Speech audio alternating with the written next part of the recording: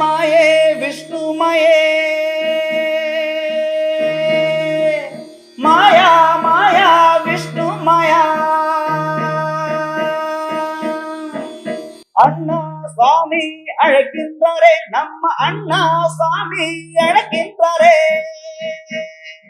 மாயன்மயம் நேயர்கள் அனைவருக்கும் வணக்கம். நான் உங்கள் அபிநயா. 2026க்கான குரு பயிற்சி தான் தொடர்ந்து பார்த்துட்டு இருக்கோம், அதுவும் சோழி பிரசன்னம் மூலமா. இப்ப அடுத்து என்ன ராசிக்கு பார்க்க போறோம் அப்படின்னா, இப்ப 7.5 நாட்டு சனி நடந்துட்டு இருக்க மீன ராசிக்கு தான். ஐயா வணக்கம். ஐயா வணக்கம். சொல்லிட்டேன் ஸ்டார்டிங்கே, 7.5 நாட்டு சனி நடந்துட்டு இருக்கு. ரொம்ப அமோகமா ஆல்ரெடி இருக்காங்க அவங்க. இப்ப இதுக்கு பாக்குறவங்க திட்டுவாங்க, நான் அமோகமா இருக்கனா அப்படின்னு கேட்பாங்க. இருந்தாலும் அமோக இந்த குரு பயிற்சிக்கு அப்புறமாவது ஏதாவது அமோகமா இருப்பாங்களா அப்படின்றதுதான் ஐயா என்னோட கேள்வி. எப்படி இருப்பாங்க? மாயன்மயம் ஆன்மீக சகோதர சகோதரிகளை என்னுடைய அன்பான ஆசீர்வாதத்தை தெரிவித்துக் கொள்கிறேன். மாயன்மயம் உங்கள் நலன் பொருட்டு நீண்ட காலமாக சோழி பிரசனத்தின் மூலமாக அமானுஷயம் மட்டுமல்ல, ஆன்மீகம் மட்டுமல்ல, சோழி பிரசனமும் சொல்லி வருகிறேன். அந்த வகையில ஒரு அற்புதமான நிகழ்வு, 2-3 பயிற்சிங்க. இந்த 3 பயிற்சியும் பலம் வாய்ந்த பயிற்சி தான். ஒண்ணு பாத்தீங்கன்னா ராகு கேது பயிற்சி, இன்னொன்னு சனி பயிற்சிக்கு. இந்த 2 பயிற்சியும் ஒரு அச்சம் கலந்த பார்வையோடு பார்க்கப்பட்டாலும் குரு பயிற்சி பொறுத்தவரை நம்பிக்கையோடு பார்க்கப்படுகின்றது. காரணம் இவனுடைய பார்வை தாங்க. இந்த குருவினுடைய பார்வை என்ன எடுத்துக்கிட்டீங்கன்னா 5, 7, 9 ஒரு அருமையான ஒரு பட்டமரம் துளிர்க்கும்னு சொல்லுவாங்க. எதுவுமே இல்லை, இனி வாழ்க்கையில் இழப்பதற்கு எதுவும் இல்லை என்ற மனிதனை கூட ஒரு உயர்ந்த நிலையில் உட்கார வைக்கும், பிரிந்தவர்களை ஒன்று சேர வைக்கிற ஒரு அற்புதம்.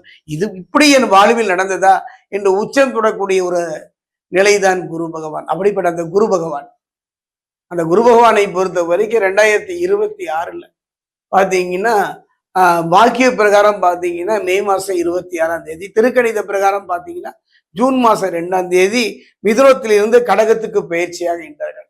இந்த கடகம் யாருடைய இடம்னு பார்த்தா சந்திரனுடைய இடம். சந்திரன் யாருன்னு பார்த்தீங்கன்னா குருவுக்கு நட்பு கிரகம் தானே.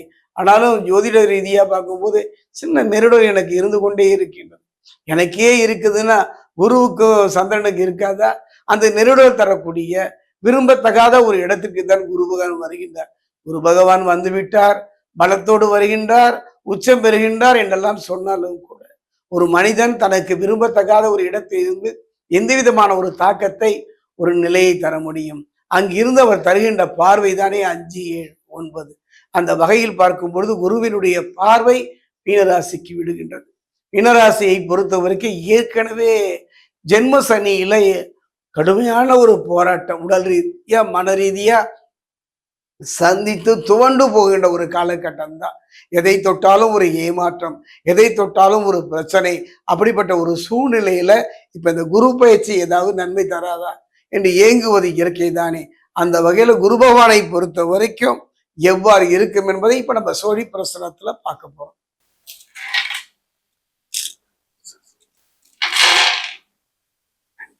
அற்புதம். இப்படி 2 விழுந்தது. ஆமா சார், நான் நினைச்சேன்.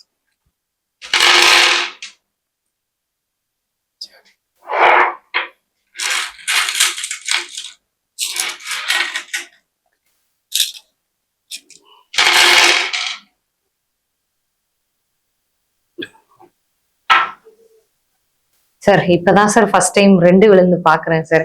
ஏன்னா இவ்வளவு நேரம் நான் உங்ககிட்ட இப்ப 11 ராசிகளுக்கு கேட்டேன், ஒரு டைம் கூட 2 விழுகல சார். 2 யாருன்னு பாத்தீங்கன்னா ரிஷபம். ஆமா சார். ஆமா ரிஷபம். அதாவது என்னுடைய அனுபவத்துல 2 அவ்வளவு சீக்கிரம் யாருக்கும் சோழியில விழாது. 2 விழாது, 12 விழாது. ஆமா சார், 2, 12, 1 இந்த 3 விடுவதற்கான வாய்ப்பு இல்லை. ஏன், நல்ல அருமையான கேள்விதான். 1 என்பது சூரியன், அது யாருன்னா மேஷம். அதே நேரத்தில் 2 யாருன்னு பாத்தீங்கன்னா ரிஷபம். அது இது தேவகுரு, அசுரகுரு, சூரியன். 12 என்பது யாருன்னு பாத்தீங்கன்னா மீனம். இந்த 3 சோடிகளை விழுந்து விட்டாலே ஏதோ ஒரு இனம் புரியாத ஒரு நிலையை நோக்கி அவர் நகரப் போகிறார்கள் தான் அர்த்தம். நல்லது நடக்க போகுது. நல்லது நடக்க போகுது. ஓகே. இப்ப பார்த்தோம்னா என்னோட அடுத்த கேள்வியுமே வந்து அந்த நல்லது ரிலேட்டடா தான் கேட்க போறேன். என்ன அப்படின்னா, நிறைய பேருக்கு வந்து குழந்தை பேரு அப்படின்றது ரொம்ப கஷ்டமா இருக்கு. முன்னாடி அது ஒரு ஈஸியான விஷயமா இருந்தா கூட, இப்ப நம்ம இருக்க வாழ்க்கைக்கு ஏத்த மாதிரி ஒரு குழந்தை பெத்துக்கிறது அப்படின்றது கட்டாயமா இருந்தாலும் கூட, அது நிறைய பேருக்கு வரமா தான் இருந்துட்டு இருக்கு. அது மட்டும் இல்லாம இப்ப மீன ராசிக்கு பாக்குறப்ப வந்து அவங்களோட ஜென்ம சனியும் நடந்துட்டு இருக்கு. இந்த மாதிரி காலகட்டத்துல வந்து திருமணம் நடக்கிறதும் கஷ்டம். அதே மாதிரி குழந்தை தரிக்கிறது அப்படின்றது ரொம்ப கஷ்டம் அப்படின்னு கேள்விப்படுறோம். இந்த குரு பயிற்சிக்கு அப்புறம் வந்து அவங்களுக்கு குழந்தை பிறக்கிறதுக்கு இல்ல கரு உண்டாக்குறதுக்கு ஏதாவது வாய்ப்பு இருக்கா சார்? அருமையான கேள்வி. 2026 பொறுத்த வரைக்கும் நான் சொன்னேன், குரு பகவானை பொறுத்தவரையில மீனத்துல 4லிருந்து 5ல அதிர்ஷ்ட குருவாக வருகின்றார். அதாவது நம்பிக்கை தரக்கூடிய ஒரு குருவாக வருகின்றார். எதிர்பார்த்த கனவுகளை நிறைவேற்றக்கூடிய ஒரு குருவாக வருகின்றார். குருவினுடைய பார்வையே குருவுல படுதுங்க. ஏன்னா மேஷத்தை தலையாக கொண்டால், சிரசாக கொண்டால், மீனத்தை பாதமாக கொள்வோம். அந்த இடத்தை நோக்கிதான் சனி பகவான் வந்திருக்கின்றார். அப்ப சனி பகவானுடைய ஜென்ம சனியுடைய பாதிப்பு அவ்வளவா இருக்காது. பயம் வேண்டாம். தொழில, கல்வியில, வாழ்க்கையில இதுவரை போராட்டங்களை சந்தித்தவங்க வாழ்க்கையில இனி குரு பார்வைப்படுவதனால ஒரு நல்ல மாற்றம், ஒரு நல்ல முன்னேற்றத்தை பெறக்கூடிய ஒரு சந்தர்ப்பம். அதே நேரத்துல கவனமா இருக்கும். என்றோ எப்பொழுதோ சந்தித்த ஒரு விளைவுக்கான பலனை இப்ப காத்திருக்கணும். அதே நேரத்தில் பார்த்தீங்கன்னா தவறான மனிதர்களுடைய தொடர்பு இந்த காலகட்டத்தில் ஏற்படக்கூடிய ஒரு சூழ்நிலை இருப்பதனால யோசித்து அடியெடுத்து வைப்பது சிறப்பு. அதாவது இழந்தது மண்ணோ பெண்ணோ பொண்ணோ 3ஐயும் பெறுவதற்கான ஒரு அருமையான நல்ல சந்தர்ப்ப சூழ்நிலை அமையும். அதீத ஆசையின் காரணமாக தவறான பாதையை நோக்கி செல்லாமல் இருந்து விட்டாலே இந்த காலகட்டத்துல போகும். ஐயா இப்ப பார்த்தோம் அப்படின்னா இவங்களுக்கு ஜென்மசனி நடந்துட்டு இருக்கு. இவங்களுக்கு பெற்றோர்கள் இருக்காங்கல்ல. இப்ப நடந்து ஜென்மசனி இருக்கிற இவங்களுக்கு பெற்றோர்களுக்கு நிறைய பாதிப்புகள் ஏற்படும். இவங்க படுற அவமானத்தை அவங்க பெற்றோர்களும் படுவாங்க. இந்த மாதிரி பெற்றோர்கள் நிறைய பாதிக்கப்படுறாங்கல்ல, அந்த மாதிரியான சூழ்நிலை இந்த குரு பயிற்சிக்கு அப்புறம் மாறும். கண்டிப்பாங்க. பாத்தீங்கன்னா அதாவது தகப்பன் செய்தது பிள்ளையில் தலையில் விடியும் என்பாரு. பிள்ளைகள் செய்த அவன் பிள்ளை தலையோடு என்பார்கள். நடிகர் திலகம் சிவாஜி கணேசன் அவர்கள் ஒரு வார்த்தை சொல்வார், இன்று நீ உன் தந்தைக்கு திருவோடு ரெடி செய்தா நாளைக்கு உனக்கு உன் பிள்ளை ரெடி பண்ணுவான் அப்படின்னு சொல்லுவாங்க. அந்த வகையில் பார்க்கும்போது கர்மா போகாதுங்க. கர்மாவை பொறுத்த வரைக்கும் நம்முடைய வம்சமாக தொடர்ந்து வரும். அதனால்தான் தர்மம் தலை காக்கும் என்பார்கள். இந்த காலகட்டத்துல 7 தலைமுறையில் செய்த சாபபாவங்கள் தீர வேண்டுமானால் குருவினுடைய பார்வை. இந்த காலகட்டத்தில் பார்த்தீங்கன்னா நீங்க ஆன்மீக சம்பந்தமான ஆலய வழிபாடு செய்வது, சித்தர் ஆலயம் செய்வது, இந்த புனிதமான காரியங்களுக்கு செய்வது, மாற்றுத்திறனாளிகளுக்கு உணவு வழங்குவது, மாற்றுத்திறனாளிகளுக்கு உதவி செய்வது, இதெல்லாம் பண்ணும்போது ஜென்மசனியினுடைய பாதிப்பும் இருக்காது. குருவினுடைய அந்த 9ஆம் பார்வை அற்புதமான யோக பலனை தந்துவிடும். கடுமையான நோயினால பாதிக்கப்பட்டிருக்காங்க, அதே நேரத்துல பிள்ளைகளால கெட்ட பேர் வருவதற்கான ஒரு சூழ்நிலை இருக்குன்னா அந்த நிலை மாறும். சனி பகவான் வந்துட்டாங்க அப்படின்னா நம்ம குலதெய்வமே வந்து தள்ளி நிற்கும். குலதெய்வம் நமக்கு அருள் புரியாது, நம்மளை காக்காது அப்படின்னு சொல்றாங்க. அது எந்த அளவுக்கு உண்மை? அது மட்டும் இல்லாம இப்ப இந்த குலதெய்வ அருள் இந்த மாதிரியான டைம்ல கிடைக்கணும் அப்படின்னா அவங்க என்ன பண்ணணும்? பரிகாரம். அருமையான ஒரு கேள்விமா. என்னை பொறுத்த வரைக்கும் சனி பகவான் அப்படின்லாம் கிடையாதுமா. சனி பகவானை பொறுத்த வரைக்கும் ஒரு சிறந்த சிவபக்தர். அதனாலதான் திருத்தணி கோயில்ல பாதசனீஸ்வரர் தன்னுடைய வலது கையில சிவலிங்கம் வச்சிருப்பார்.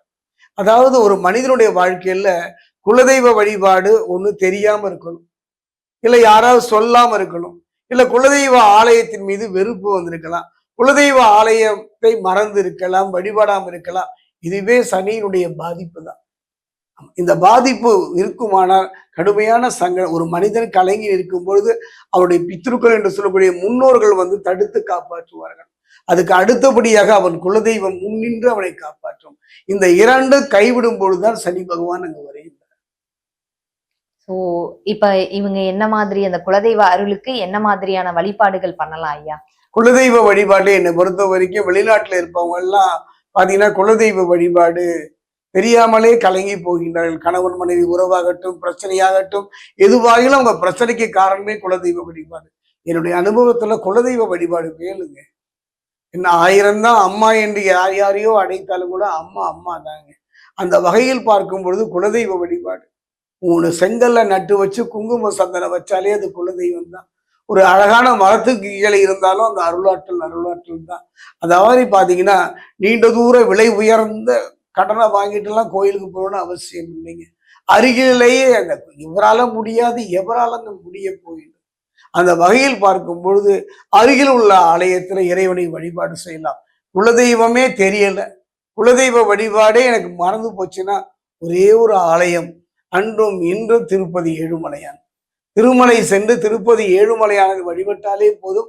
குலதெய்வம் வணங்காத தோஷம், குலதெய்வத்தால வரக்கூடிய தோஷம், குலதெய்வத்தால் வரக்கூடிய பிரச்சனை அத்தையும் தீர்ந்துவிடும். Okay sir. ஸோ மீனராசிக்கு 7 நாட்டு சனி நடந்துட்டு இருந்தாலுமே அவங்களுக்கு இந்த குரு பயிற்சி வந்து கொஞ்சம் நல்லா இருக்கும் அப்படின்றத ரொம்ப தெளிவா சொல்லியிருக்கீங்க. அது மட்டும் இல்லாம அவங்களுக்கு குலதெய்வ வழிபாடு எந்த அளவுக்கு முக்கியம் அப்படின்றதையும் தெளிவா சொல்லியிருக்கீங்க. ரொம்ப நன்றி ஐயா.